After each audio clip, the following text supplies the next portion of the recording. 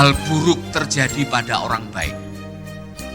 Karena kadang-kadang ada hal yang terjadi yang tidak pernah kita sangka. Saat kita menganggap atau dalam kondisi kita dalam keadaan baik, imannya baik, ikut Tuhan dalam keadaan baik, tiba-tiba hal yang buruk terjadi. Itu bisa terjadi kepada siapapun juga. Tahun yang lalu saya kecurian 2 kali. Pertama, curian uang. Jadi saya sudah nabung dengan istri mau pergi ke Israel, tahu-tahu kecurian. Bukan hanya uang, tapi ada perhiasan istri saya termasuk cincin kawin diambil orang. Usut punya usut, ternyata yang ngambil pembantu sendiri. Tidak lama setelah itu 2 sepeda saya juga dicuri orang. Pagi-pagi jam 3.30 anjing menggonggong. Saya pikir ada apa, saya keluar, oh ternyata sepedanya udah kabur. Memang ditaruh di depan rumah. Saudara-saudara, kalau peristiwa itu terjadi, pasti ada sesuatu yang sedang Tuhan lakukan dalam kehidupan kita.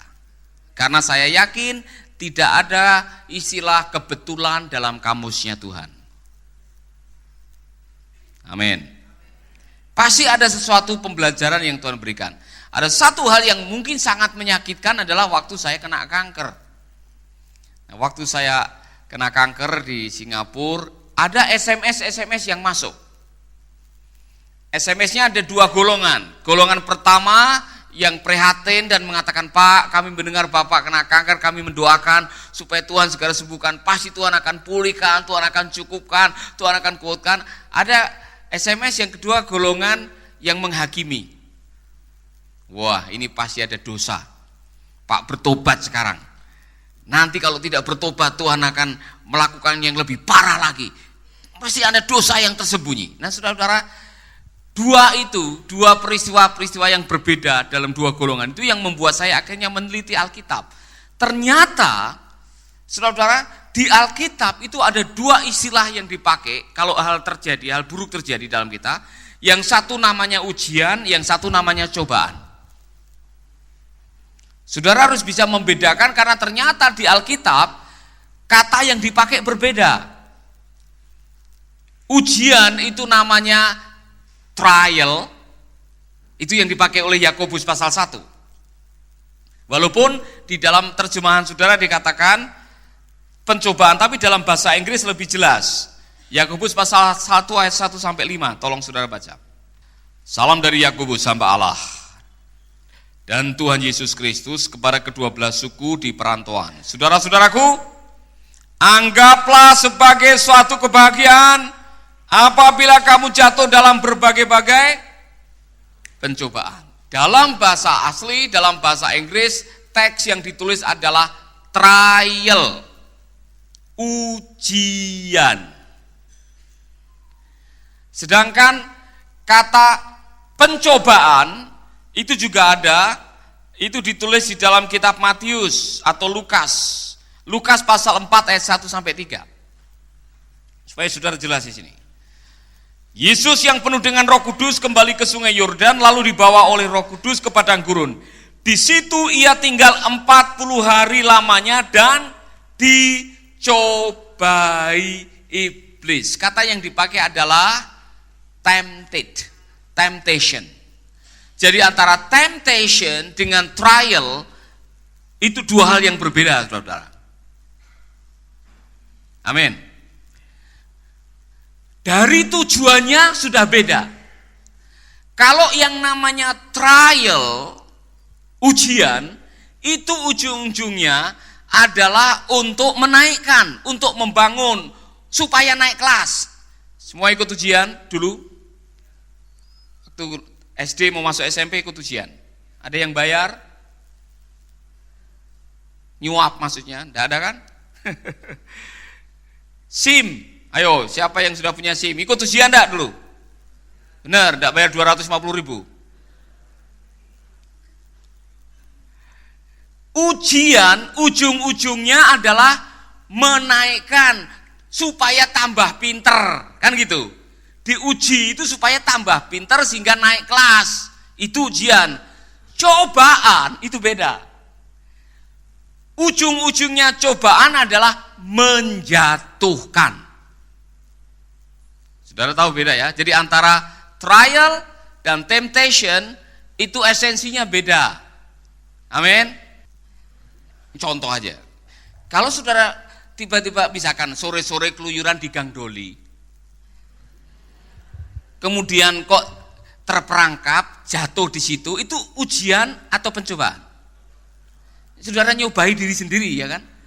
Nah, yang saya tidak ingin, dalam Yakobus bilang, kamu mencuri, kemudian kamu dipukuli orang, masuk rumah sakit, kemudian masuk penjara, kemudian mengatakan, waduh, ujian yang dari Tuhan ini luar biasa beratnya buat saya.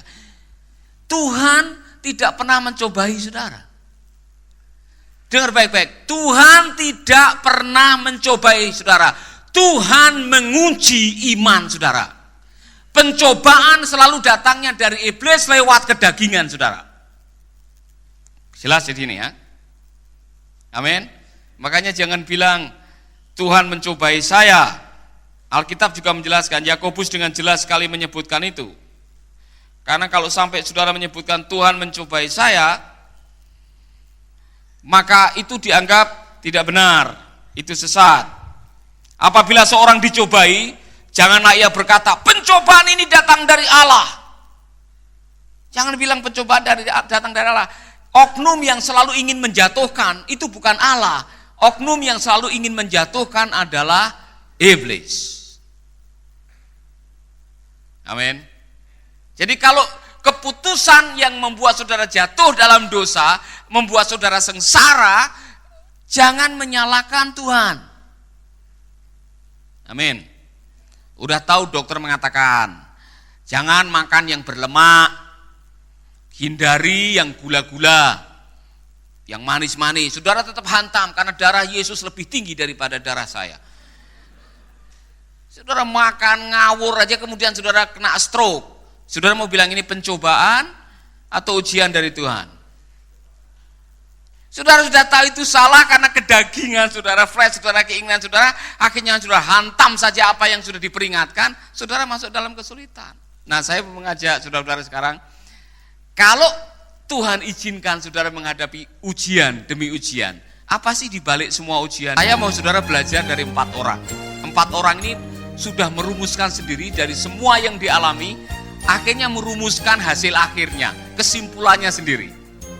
Dan saya pikir itu luar biasa ya, kalau kita bisa belajar dari orang-orang yang menghadapi ujian demi ujian demi ujian, itu luar biasa. Saya harus mengatakan kepada saudara, kita semua, tidak pandang umur saudara dan derajat kerohanian saudara, kita semua terus akan diuji iman kita. Mau pendeta, mau biksu, mau siapapun juga, kita semua tiap hari menghadapi ujian. Dan di dunia ini tidak ada tempat yang bebas ujian. Saya selalu mengatakan satu-satunya tempat yang bebas ujian itu adalah mumbul sana, kuburan. Jadi selama kita hidup, saya bilang selama makan nasi dan menginjakkan kaki di bumi, saudara akan bertemu dengan ujian. Mungkin hari ini pun saudara masih punya ujian. Amin. Nah, ujian itu sudah jelas tujuannya. Mari kita akan melihat kembali ke Yakobus tadi.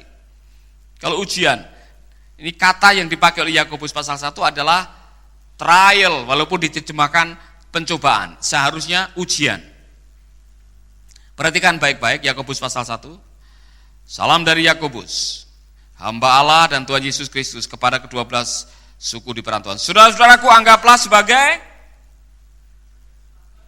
suatu kebahagiaan apabila kamu jatuh dalam berbagai-bagai ujian, saya ganti ujian, trial. Sebab kamu tahu bahwa ujian, nah benar kan? Ujian terhadap imanmu itu menghasilkan ketekunan. Dan biarkanlah ketekunan itu memperoleh buah yang matang supaya kamu menjadi sempurna dan utuh dan tidak kekurangan satu apapun. Tujuan akhirnya ialah menjadi sempurna dan utuh dan tidak kekurangan satu apapun, karena ujian itu mendatangkan hikmat. Hikmat itulah yang menjadi modal kita untuk menghadapi semua kenyataan, memecahkan semua persoalan, itulah hikmat. Orang yang punya hikmat, dia punya segalanya. Itu sebabnya Salomo tidak minta uang dan tahta, dia minta hikmat karena dia tahu kalau punya hikmat, dia punya segalanya. Amin. Yang saudara perlukan adalah hikmat tiap hari. Hikmat untuk memilih jodoh itu ada. Hikmat untuk memilih pekerjaan, hikmat untuk menyelesaikan persoalan, hikmat untuk mengatasi pergumulan dalam hidup. Kita perlu hikmat. Orang yang punya hikmat, saudara-saudara, dia tenang saja karena dia tahu bagaimana cara menyelesaikan. Yang bikin kita pusing, yang bikin kita tidak bisa tidur, yang bikin kita stres karena kita tidak tahu bagaimana menyelesaikan apa yang kita hadapi saat ini. Oleh karena ujung-ujungnya adalah hikmat, yang adalah kekayaan yang luar biasa yang tidak bisa dibeli dengan uang, makanya harus bersukacita waktu diizinkan menghadapi sekolah kehidupan, namanya ujian. Amin. Jadi kalau besok ada ujian datang, saudara mau bilang apa? Selamat datang. Saya siap menghadapi dengan iman dan ketekunan. Dan saya akan keluar dari sini tambah naik kelas. Naik kelas. Suatu saat, saudara akan menengok ke masa lalu. Dan saudara akan mendatangi orang-orang yang memfitnah saudara. Dan bilang, terima kasih ya. Karena kamu sudah memfitnah saya. Saya baru tahu, kamu memfitnah saya, mencari kesalahan saya. Karena selama ini kamulah orang yang satu-satunya yang tahu bahwa saya benar. Iya kan? Satu saat saudara akan datang kepada orang yang selalu iri dengan saudara. Dan saudara mengatakan, terima kasih ya, selama ini kamu iri dengan saya. Karena saya tahu, kamulah satu-satunya orang yang tahu bahwa saya lebih baik daripada kamu. Makanya kamu iri. Suatu saat saudara akan mendatangi musuh-musuh saudara. Dan saudara mengucapkan, terima kasih sang musuh. Karena permusuhanmu itu, aku jadi dewasa. Aku jadi lebih baik. Kamu sudah dipakai Tuhan untuk membuat aku menjadi lebih dewasa. Haleluya. Makanya Tuhan bilang, kasihilah musuhmu. Karena musuhmu yang telah mendewasakan imanmu. Mereka dipakai oleh Tuhan. Amin. Berani datang ke mereka? Kok enak Pak? Nanti ngengkrak-ngengkrak. Orang dia bilang, tidak ada yang ngengkrak-ngengkrak. Tuhan akan tolong saudara. Amin. Oke, mari kita belajar dari beberapa orang nih. Saudara akan belajar luar biasa. Orang pertama yang saya pikir luar biasa, Ayub. Yang jelas-jelas hal buruk terjadi pada orang baik, Ayub. Berkali-kali saya khotbah mengenai Ayub dan tidak ada habis-habisnya orang ini dikhotbahkan, saudara. Karena luar biasanya.